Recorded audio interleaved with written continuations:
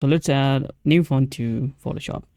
So right now I'm using the bold font and I want something new. So just go to your Chrome or browser, then go to dapfont.com and you can find a lot of font from here, or you can also find font from other website as well. So I'm just going to go with this Gabaline font here and I'm going to download this. So download this. I'm just going to download this on my download folders and open up the zip. So you can see this is on OTF file. Sometimes you will get TTF. So you can open both those files, and if you like the font, you can simply click on install. And there you go. Now it's been installed. Now search Gabaline on Photoshop or whatever font that you guys have installed.